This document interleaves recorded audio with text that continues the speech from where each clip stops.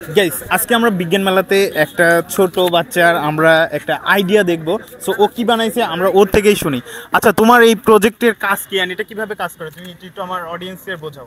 আমি যেটা তৈরি করেছি এটার নাম হচ্ছে প্লাস্টিক রিসাইক্লিং। তো আমরা যেসব আমরা প্রত্যেক দিন দৈনন্দিন জীবনে যেসব প্লাস্টিক ব্যবহার করে থাকি, যেমন হচ্ছে বালতি, গোসলের মগ, অনেক ধরনের জিনিস আমরা ব্যবহার করে থাকি। এগুলো যখন ব্যবহারের পর নষ্ট হয়ে যায় এগুলো তখন আমরা ফেলে দিই। এটা পরিবেশের জন্য ক্ষতি, পরিবেশের ভারসাম্য নষ্ট করে, প্লাস পরিবেশ মাটির উর্বরতা নষ্ট করে। তো এগুলো যদি আমরা পরিবেশ থেকে সংগ্রহ করে আবার রিসাইকেল করতে পারি তাহলে আমাদের পরিবেশের ভারসাম্যটা রক্ষা পাবে, প্লাস আমরা ওই সব পুরাতন জিনিস থেকে, বাতিল জিনিস থেকে আবার পুনরায় নতুন কিছু পাবো। তো আমি এই কাজটা যে বাস্তবায়ন করবো। ঠিক আছে, আমি একটা মডেলের মাধ্যমে এটা দেখাতে চেয়েছি। তো এই যে একটা বেল্ট, এটার নাম হচ্ছে কনভেয়র বেল্ট।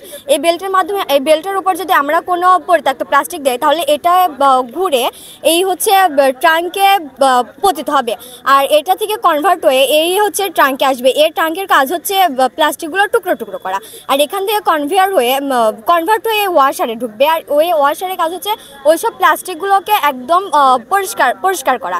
আর এখান থেকে কনভার্ট হয়ে পাম্পে আসবে। এই পাম্পের কাজ হচ্ছে উচ্চ তাপে প্লাস্টিকগুলোকে গলানো, আর এই হচ্ছে কনভেয়ারের কাজ হচ্ছে এখান থেকে এখানে কনভার্ট হয়ে, এই কনভেয়ারের কাজ হচ্ছে আমাদের প্রয়োজনীয় জিনিসগুলো একদম কনভার্ট হয়ে একদম পণ্য হিসেবে, প্রোডাক্ট হিসেবে আমরা পাবো। এটাই আমার হচ্ছে প্রজেক্টের কাজ, আমি এটা দেখানোর চেষ্টা করেছি।